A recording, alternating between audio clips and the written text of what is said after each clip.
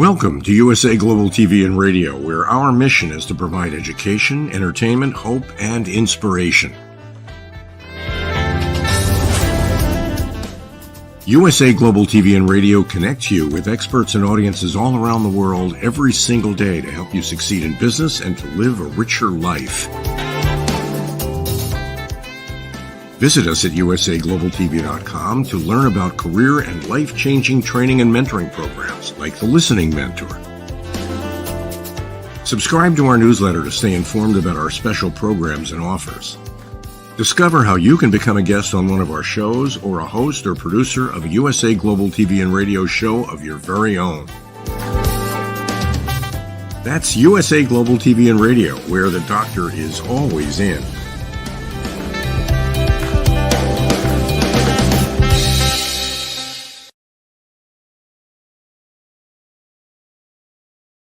Hello and good morning, good afternoon, good evening. Welcome home to USA Global TV and Radio, where we provide world-class education, entertainment, hope, and inspiration. I'm Dr. JACALYN KERBECK, and our show today is books, blogs, and poetry. We had an amazing guest who isn't backstage yet, but that's okay because you know what they say in show business, the show must go on. So let's bring out the star of our show. It's Diann Floyd Boehm. Hello, Diann. Good morning, Dr. JACALYN. How's it going today? Everything's going really well. How about with you? Well, it's finally just like around 100 degrees here instead of 107 and 114. So I'm like really happy. It's so funny you say that, Diann. I was speaking to one of our friends and team members, Red O'Loughlin, yesterday, and I said, "How's the weather out there?" And he said, "It's not too bad. It's cooling down. It's 95." It's about 95 here as well. I guess we just get used to it. Yeah, that is so true. And Yeah. hey, I'll take this over hurricanes, earthquakes, floods. So. Absolutely. I agree with you. So, Diann, for people who have not met you before, you and I have been together, I think, for 2 years now. And you've brought a lot of people to this platform. Might even be more than 2 years. I'm not sure. But it is like 3, I think. Is it 3 years? Oh, my gosh. Time flies when you're having fun. And as you know, this show was not one of our original shows. The Corner Bookstore wasn't. It got so busy. Every week there was another author coming. So we started this show. And I'd love for you just to share a little bit with our audience, for people who haven't met you, your passion and your creative genius when it comes to writing and publishing books. Oh, you're so kind, Dr. JACALYN. Well, hello, everyone, and welcome to the show. We're so happy you're with us. My background really is education. I was in the classroom, but I have always been telling stories, been on stage since I was 10 years old, just, local things. But still, it was on stage and I had a blast. So storytelling is sort of in my blood.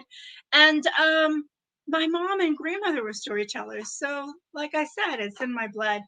And the time came where I thought, it's time for me to put my stories to print. And so I think it took a long time to get published, Dr. JACALYN.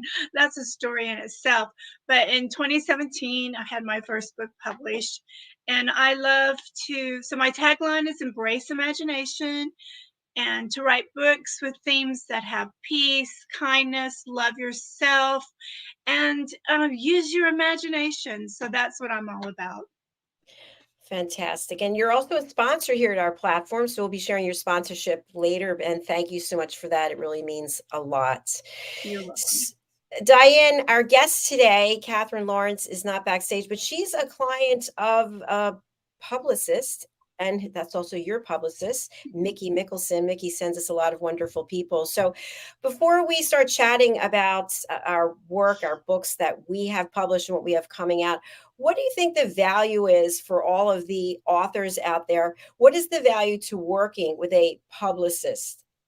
Sure. Best thing I ever did. And I want to give a shout out to Abundantly Social, Amy, who runs it. She's the one that connected me with Mickey at Creative Edge. And so I'm just eternally grateful for her. And between Amy, our Abundantly Social, because she's a friend now, handling all the social media things, as well as handling publicity. Smartest thing I ever did. It really turned around me getting out in front of the public, people hearing my names. And of course, Dr. JACALYN being a part of your show has helped tremendously too. So thank you. Thank you so much for that. It's all good, and we do the best that we can here in getting our team members recognized and getting them as much airtime and publicity as we can. So it's all a labor of love for sure. So Diann, one of the topics that I'd really like to talk about is time management when it comes to writing and getting published. There are people who are full-time professional authors, and then there are people who are doing things part-time. So that I would be one of the part-time people. And when you're part-time, it's not always easy to find the time. You actually have to put it into your schedule. But the difference is you mentally have to be present so that you can write. Just because you say between this time and this time I'm going to be writing doesn't mean that you're able to express yourself because you have other thoughts in your mind. So tell our audience, are you a full-time or part-time author? And how do you get your mindset so that you're able to take that time and be productive? That's great questions, great point all the way around. So I am proud to say I'm now a full-time author, and that has made a world of difference to just free my mind. And when ideas pop in, I can just, if I'm not driving the car, I can go write it down. I try to carry paper with me so that if I am out shopping and an idea pops in my brain, I, pull out my notepad and write the idea before I lose it. And I also think it's important to have a room that as soon as you or a space somewhere that you know that once you either enter the room or you sit down in a special place, that your brain automatically goes, it's creativity time. And you might be doing research, hardcore work, maybe not even the book yet, because in like historical fiction it was like lots and lots of research, but my brain knew like, okay, now this is what my main focus and this is what I'm going to do. And I think that makes a world of difference as well. And of course, there are days that you're totally stressed. At least I am. Maybe no one else gets stressed, but I'm like, I have so much to do. But I knew I needed to get on with it. And there's certain you know I love scents and smells, and this wood scent that you can smell helps bring about a sense of creativity into your mind. And so I love oils and scents and things like that that help me. Thanks for sharing that, Diann. It sounds like you really know how to set the stage, set the scene so that you're at least relaxed enough so that the creative juices can start flowing.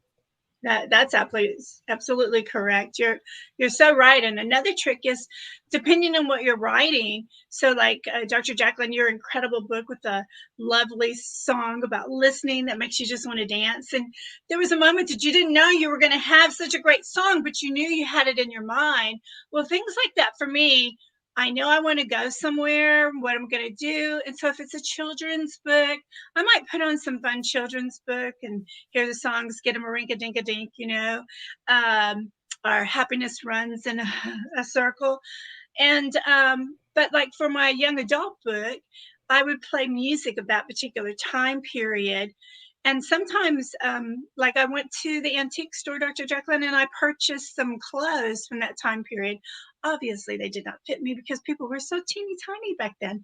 But I could hang it up, and I would make sure that that dress was written in to for one of my characters, and it just helped again set the mood for that time period. So I would enter the 1920s. So that helped me. What do you think of that? I love that idea. That's not something I actually have thought of in the past, but that makes a lot of sense. Yeah, thanks for sharing that. I have two tips myself, and I'd love to know what your thoughts are on this. So, one of them is when you are a new author or even an established author to be part of a collaborative book project. And I'll share what I mean by this. So we actually have a collaborative book project, Dr. Madeline Chan and myself. It's called Creative Hearts. And even though someone may, like yourself or myself, we may already have content out there for a very low fee, $61, people can be part of the project. So they have a whole chapter that's dedicated to their work and gets out to a new audience.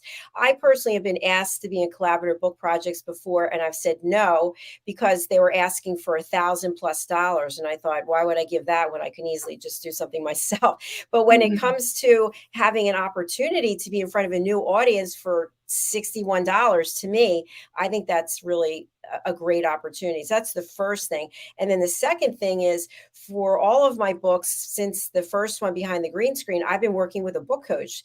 And Red O'Loughlin, whom you introduced me to, I believe, he has helped me in so many ways because he keeps me on point. And sometimes when we're meeting, I'll digress and just start blithering on, and he just goes right back to where we were.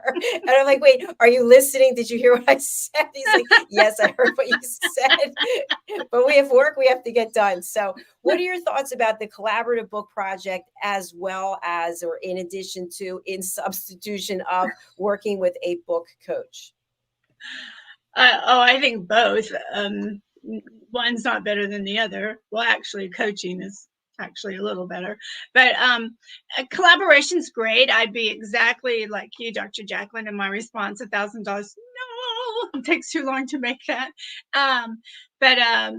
But $61, I mean, that's possibly going out to a nice dinner. So if you're going to do that, I'd much rather put, cook at home and then put the money to working with some other educators or authors, whomever, whatever the case may be in the writing. So that's fabulous, because when you're with other people that are quality authors who have a large following, or slash tribe, people like to call it, then that just introduces you to their people and vice versa. And, we have to think of all different types of ways to get our books out there to be noticed, because, there's a million authors out there around the whole wide world. So whatever it takes.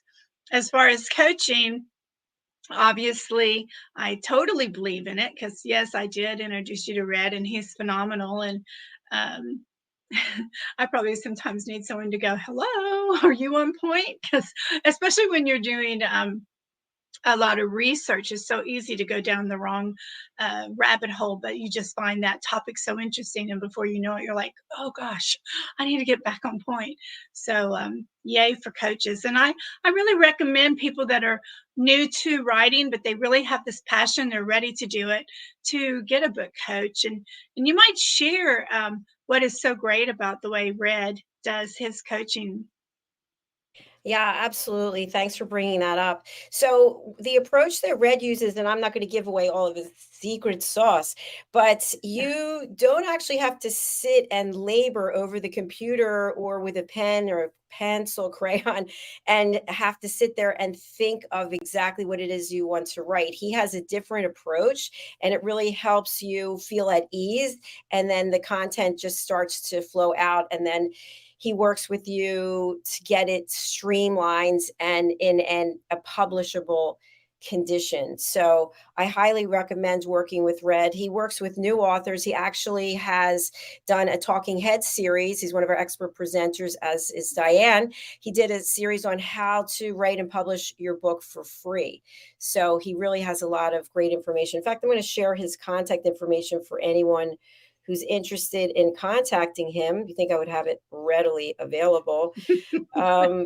So that's Red O'Loughlin. Here's his information. If you'd like to reach out to him for book coaching, book editing, if you need a book publisher, it's red.o'loughlin, OLAUGHLIN @gmail.com, or give him a phone call if you're outside the United States, 01-281-687-1188. All right. Thank you very much for that. So, Diann, once the book is published, it's kind of like, wow, that's a relief. But guess what? Nobody knows about it unless you have a stellar marketing plan. And even if you have a marketing plan, that doesn't mean that it's going to draw the number of sales or the number of reviews that we'd like to get. I know for me, I could really use some more sales and some more reviews. I'm just saying. So what have you found? Because I'm self-publishing and you're not. You have 3 publishers, I believe. What have you found the difference is when you go from self-publishing, if you ever did, to working with publishers who are established?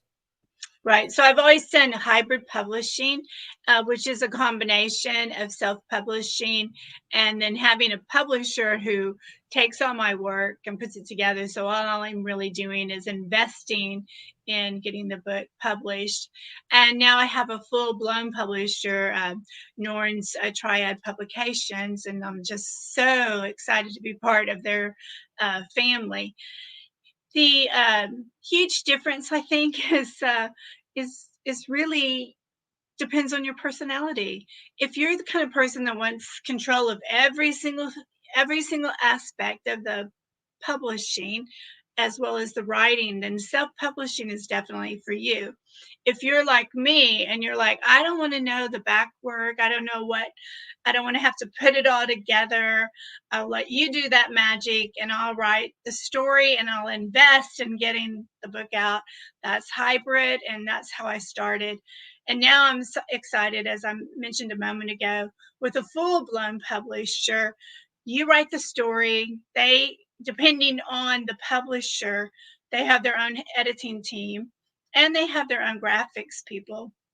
And so they even handle the marketing. So I'm very lucky in that regards. But you made an excellent point, Dr. JACALYN. Just because your book's published, it's not, yay, I'm going to get rich. That's just the beginning. Now the hard part, marketing. Yeah, marketing is the hard part. And Diann, with the corner bookstore and this store, I have yet to meet any author, even New York Times best-selling authors, who said, wow, I got rich from writing books. So Right. there are many reasons to write books. I know for me, I have 3 books coming out this month, and I didn't write any of them to get rich. I have different reasons why I wrote them, but the Mastering the Power of Elevated Listening, I wrote that for credibility reasons, and also because I'm going to do some public speaking about the art of elevated listening or the power of elevated listening. And someone said to me when they were booking my time and to be a speaker, they said, I assume you have a book. And I thought, oh, I do not have a book. So now I have a book. And so anyway, there's a reason for that. That's kind of like my mantra. It's kind of like a textbook. And then for the other books, one's a children's book, and then one is sort of a fun way of looking at having an incurable disease, if that makes sense. So that's why I wrote those books, but I have not had enough time to market them properly. And so the one thing I think that's amazing about writing is that if you didn't get it right with the marketing, when you launch the book, you can relaunch the book. You can relaunch the book as many times as you want. You can change the cover. You can have a book launch party. What are your thoughts about these things, Diann? Absolutely. You only have to change, not even the cover, you just have to change a couple of words, punctuation, something as simple as that, and you can have a relaunch party. So that's exciting. I think launches are important because it gets people together and it gets people talking about your book. Again, marketing is, I think you have to have a passion for it to really get out there. And time is time, and so that's why I'm glad there's people like Abundantly Social that says, how do you want it, and offers different levels of marketing, and you can go from there. So I'm grateful for those people completely. And by the way, I just want to acknowledge something. That is a wonderful company and people who work there. There are also people out there who are not quite as wonderful, who will take your money and not That's deliver. true. And I've had this happen twice so far, and cost me several hundreds of dollars, which it's on that person, unfortunately. But I just want people to be wary. Small word Larry. sounds like leery. That if you get approached, which I do all the time, I'm sure Diann, you do too, you get approached by strangers who see that you're publishing books or that you have a website and they can do something better for you and they have all the answers and all you have to do is pay them money. Of course, you can't see them. You don't know where they are. You don't even know if they're real people. And in some cases, people deliver, in some cases, they don't. So I would just ask around before you hire an agency or a person or persons, because they may or may not do what they're supposed to be doing. Diann, do you have any feedback about where you put your money and who you invest in? Yes, I do. And Dr. JACALYN, again, another excellent point. For me, being such a trustworthy person, I find it so difficult to believe there are people that would take advantage of others. And I think they call that phishing when they send those little emails out and they have no desire to actually do what they say they're doing. They just collect the money and go on.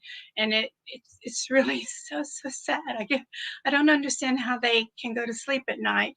So I would always make sure that it was a credible place.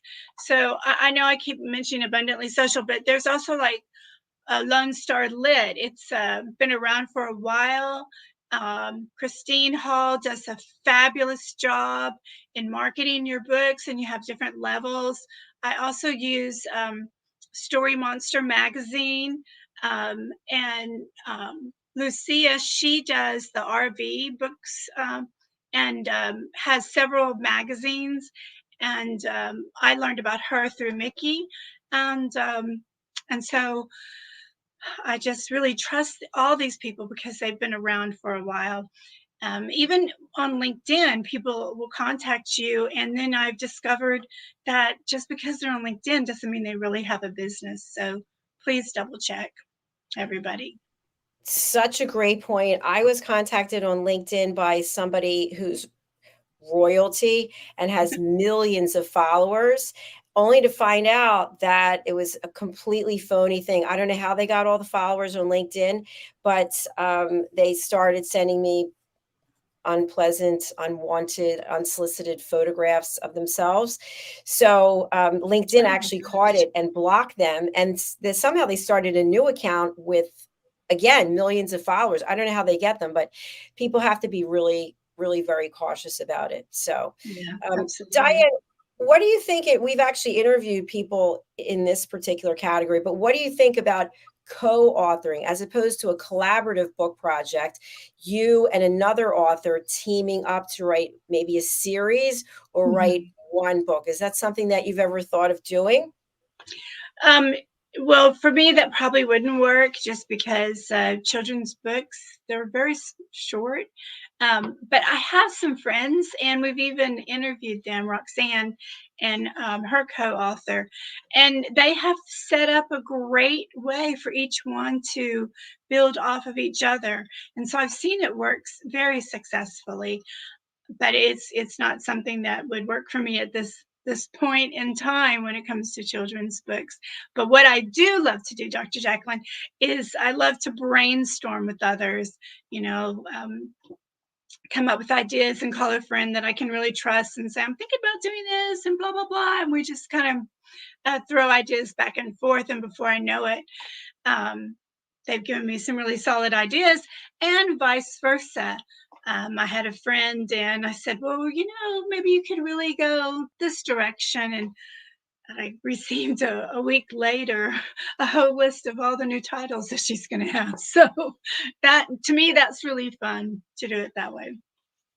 Yes, that definitely is. And I think when you ask someone for help, you're asking you for a solution and they provide it, that's great. I want people to be on their toes. I was going to say leery or weary, whatever the word is again, that if someone's sharing something with you and you don't ask them for a solution, they just want you to listen. And we know all Right. about that from our elevated listening. So, Diann, what about writing with the intent to have an audio version of your book? I have not done this yet. I feel like I'm still getting a handle on writing in general. I haven't applied for any awards, but I know we've had people on here who actually have audiobooks. Is that something that you have or you're considering? Boy, you have timed it so well. I was going to keep this a secret. So, just this weekend, I did a trailer, which I narrated of one of my books, and so probably with the next few months, I'll have my first children's book audio up. So, investigating, working with the publisher to find the best way to go. People, if you're listening, I just learned yesterday about, some contracts to read the fine print because you could be locked in for 7 years, and that just sounds horrible to me. But for someone else, it might be great. So just make sure you really, really read the contracts. But I do believe audio is very important to have. Congratulations, Diann. That's huge. I didn't have any idea about that. That was just curiosity. So tell us, what was it like to create that trailer? What are some of the tips that you can share for success? Well, most people, they say don't do your own books, and I would agree with that. If you don't have a background in stage or reading and so forth, if you only have a monotone voice, you just speak just like that, and it's always flat, no one's ever going to listen to your story. um, but I also believe that if you are going to read your story or someone else's, you need to practice reading it over and over and over. So just these 10 pages that I did, I printed it out. I made notes to remind myself which voice to go to as I'm coming up to that particular part in the story. I wrote down when to giggle so that it would, but of course I practiced so much, but by the time I was actually recording it, I had it down pat. But those are things you really need to do so that you don't have to go back and re-edit. And that's the other thing, is the editing. That's when everything really gets exciting and fun to me. Hard for the person producing it because they have to stop. You have to read that little part over, and you have to make sure that timing fits with the rest of the story. So luckily for me, being a musician, a singer, I should say, that I would just listen to the beats of how I first did it, and then I would make sure I kept the same beat going on. Hey, Diann, that's a great point and a nice segue. So, from being on the show with me, when I was reading my children's book, I was not a good person to be reading because I don't have the different voices. And have you ever thought of, or have you ever gone to a book reading where you're going to do some book signing afterwards and had other people come with you and do the voices of other characters, or do you typically do all of the reading yourself? Again, an excellent question. I have always done the readings. If you bring in, unless you know the people and they go, yeah, I won't charge you, then I might consider that. But that would be a really formal setting where that would probably be necessary. Now, if I had all my wishes come true, then say for Rise, a Girl Struggle for More, I would hire people with all the different voices, which would be about, 10 characters, and it'd be like a play, and they come and read those parts. That to me would be extremely exciting to do because I can't come up with like 8 different men voices. Even the voices I have, I still sound like a girl trying to talk like a man. We've actually had some voiceover artists on our film and music show, and it really is an incredible talent and skill that they have. And I definitely don't actually have that skill in any regard. But something I would like you to talk about also, because I don't have any experience doing this yet, is the actual book tours and book signings. I know during COVID, we had several authors on who did virtual book tours. I don't know, are people back out there going around the country, or how is it? You just go around your neighborhood, you go to one place? What's it been like for you? Yeah. So I think a lot of virtual book tours are still going on. That's my personal favorite because then I can be in different parts of the U.S. or different parts of the world even, and that's pretty exciting. I do know some authors who have set up their own book tours within their local country that they're living in because they happen to be in Panama.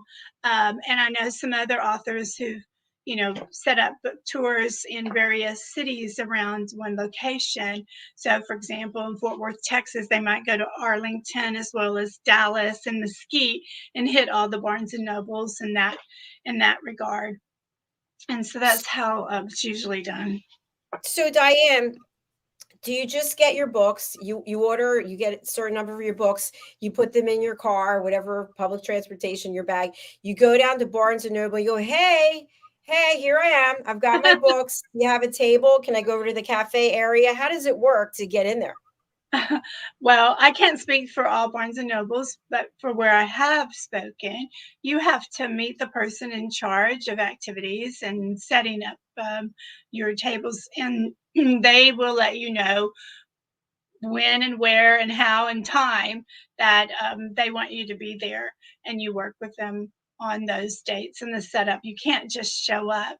They want credible authors, and they want to know. So, for example, for a children's author, I like being set up right where the kiddos are, making sure Barnes and Nobles will put out a notice, a children author, blah, blah, blah, is going to be here at this amount of time, and he or she's going to provide an activity, and you show up. The books are sold through Barnes and Noble, so there's no money exchanging hands, through me and the person. So I like that. I don't like dealing with any of the money. I don't like that aspect at all. That's a great point. I was going to bring that up also, Diann. I've been asked to speak somewhere, and I was thinking, I'm going to be able to sell the books in the back. And how was I going to collect the money? And there's actually seemingly easy ways to do this by buying these little devices that you can. Yeah, exactly. Yeah. So I think you also just brought up another great point, is that if your books are not available through major retailers, if they're only on Amazon, then they're probably not going to let you come into the bookstores and promote the books, right? Well, generally, your publisher will get you set up with Barnes and Noble, and in the smaller bookstores, which I really like to promote because I love the little corner bookstores. Oh my gosh, that sounds like a movie. Just teasing. Remember, you got mail. Anyway, they can purchase. Anyone can walk in and say, this is the book I'm interested in. If the author's book has an ISBN, so like that part right there, that tells them, that all they have to do is say, what's the author's name, what's the title of the book, and it'll pop up and they can order it. So that's very exciting. But generally, a solid publisher is going to make sure you're in Barnes & Noble, Borders, and Amazon. Fantastic. Well, Diann, I'm going to put you on the spot, as I like to do, as you know, and I'd love to have you read from one of your books and using several voices. Oh, no, because I thought you were going to read, and I thought, okay, I'll just do this one little poem that I love to read, since it's books and blogs. It's more of a prose, but yeah, go ahead, please. Okay, but it's only one voice. Okay. Moonbeams, stars shimmer in the blue moonlight, wishes swirling in space, glowing moonbeams brighten the night, guiding the wishes to the stars. Moonbeams and stars shining bright, may wishes come true tonight. Wishes rise from cities and farms throughout the whole wide world, hopeful wishes for joy and peace, healing wishes of love. Moonbeams and stars shining bright, may wishes come true tonight. Stars shimmer in the blue moonlight as wishes come true tonight. That's from The Little Girl on the Moon, The Big Idea. That's beautiful. Thank you.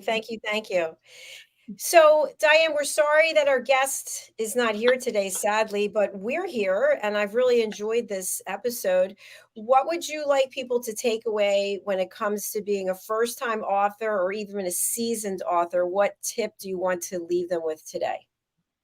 Well, Dr. JACALYN, I think you made the best tip of all, which is have a coach. And the tip for me would be to have a publicist. Yeah, I like that a lot. I think that's good. And I think also you've got to get out there. You Mhm. can't be living in hibernation. You've got to be out there talking about the work that you're doing. Now, Diann, here's a final question I have for you today because I know that you've written many books. So, how do you know which book to focus on when? And if you are doing a book tour or you're doing a book signing, you've got all these books. Do you bring all of them with you? How does that work? Again, another excellent question. Most likely, I will be depending on the audience. Number one, and number two, depending on the time of year. So, as we're moving into the holidays, I'm going to be bringing out the books about peace, about Christmas, holidays, and even the big idea, because that has to do with Christmas, peace, and love. So, it really depends on the time of year and your audience. If my audience is all adults, then I'm actually going to bring both books because my young adult historical fiction they're going to enjoy, but most likely some of them are aunts, uncles, parents. And so speaking about some of my children's books are going to work as well.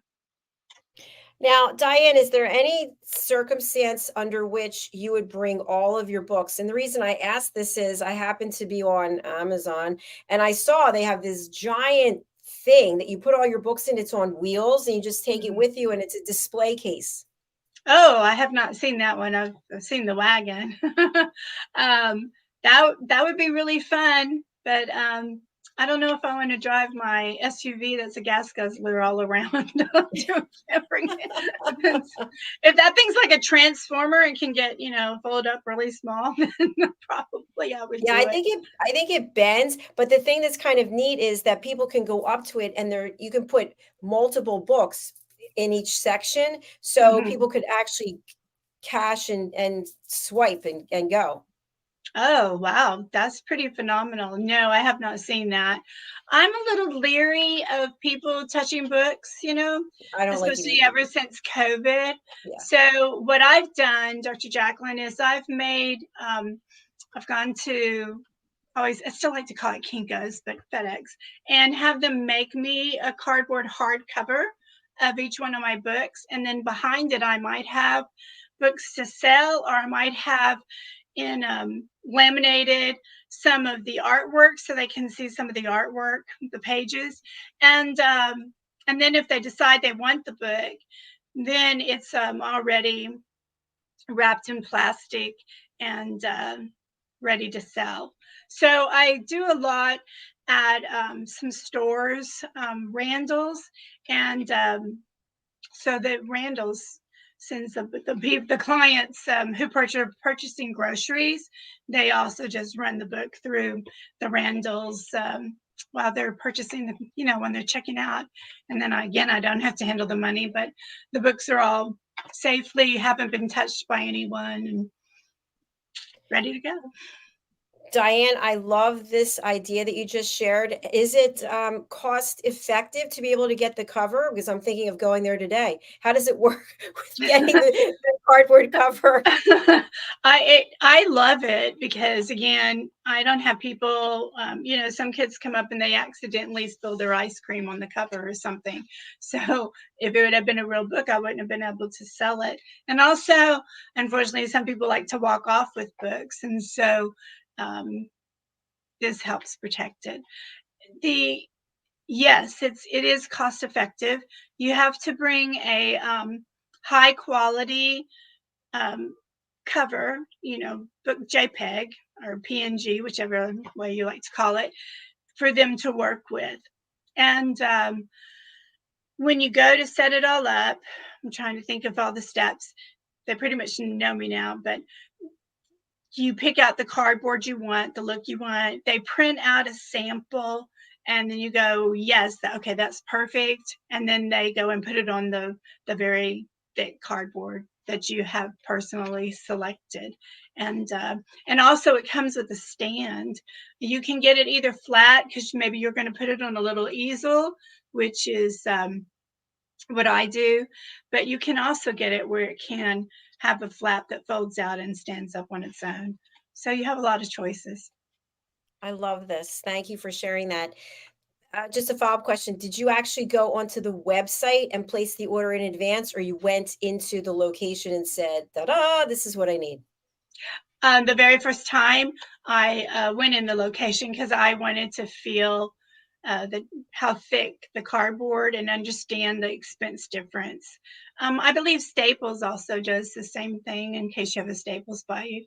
And then after that, you can just do it online, because they already know what you want. I love it. There you go, folks. More fabulous tips from Diann Floyd Boehm. Diann, if people want to reach out to you, what's the best way for them to get in touch with you, and who would you like to reach out? So anyone who's interested in learning more about books, they're always welcome to email me, and I'm most likely going to tell you to go to Red. But you can always learn about my books, join my newsletter, stay up with me on that. My blogs are on my website, so you can reach me at diannfloydboehm.com, and that is absolutely the best way, because all my social media is listed right there. All right. Thank you, Diann Floyd Boehm, for another fabulous episode. It was great having you here today. We'll see you tomorrow on the United Kingdom News and Culture, and then we'll see you on Thursday on the Corner Bookstore. See you then. Take care. Bye, everybody. Bye for now. Bye for now. Thank you so much, everyone, whether you're watching on the live or the replay. I have a couple of shameless plugs. Why not? If you're interested in any logo merchandise for Dr. JACALYN LLC or USA Global TV, you can go to our website, usaglobaltv.com or drjacalyn.com, and pick it up there. I'd also like to just mention we have our children's series of books, The Amazing Adventures of Lady Ella, the Listening Mentor, and Lady Ella is on the back. Lady Ella is actually me, and I have dedicated these books to my great niece, whose name is Ella. And these books it's a book series. We have 4 books out now. Every one of them has been an Amazon #1 new release. Our 5th one is coming out on the 21st, which is the International Day of Listening. And that book has already been an Amazon #1 bestseller, as well as a new release. And then finally, I have another book coming out. This is really the one that is extremely near and dear to me. It's called Mastering the Power of Elevated Listening: Solutions for Deeper Connections, Better Relationships, and More Authentic Conversations. This book is the textbook, basically, on how to listen without judgment, without interruption, without providing solutions, and without stealing the stage. But there's more, friends. Yes, there are case studies, there are testimonials, and there are 2 quizzes in this book. And this book is the first in a series of a number of books that will be dedicated to listening in various scenarios. So please go over to Amazon and pick up your copy. Okay, we're going to close out with a sponsorship from the lovely, the dynamic, the beautiful Diann Floyd Boehm. And we'll be right back with the Business Talk Show. Thanks for being with us. Bye for now. Hello, I'm children's author Diann Floyd Boehm, and I am co-host for several of the USA Global TV and radio shows. I joined because of the purpose of the USA Global TV and radio. They provide content for the viewers and listeners, an opportunity for people around the world to have their own show or even be a guest on an existing show. We truly believe in helping others get their positive message out to the world. We also have the opportunity for the listeners. You can watch on several platforms, and on YouTube, you can ask questions and even give a comment. We absolutely love it. I love being part of the USA Global TV and radio because I love positive messages. And who doesn't? And we need more of that in the world. We are a family, and we hope you will join us and become part of the family too.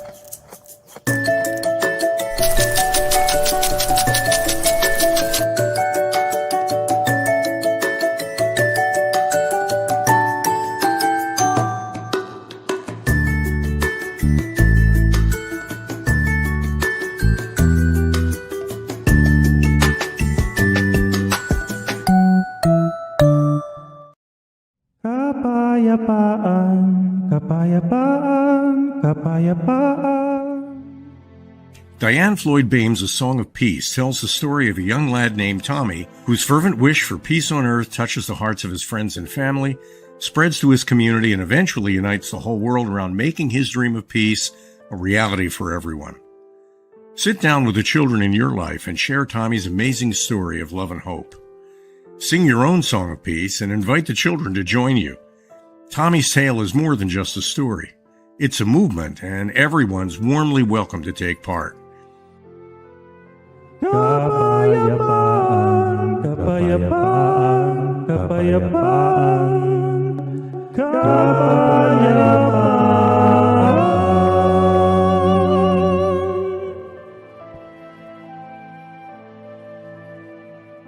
You'll find A Song of Peace, along with many other wonderful learning and enriching opportunities for children of all ages, at DiannFloydBoehm.com.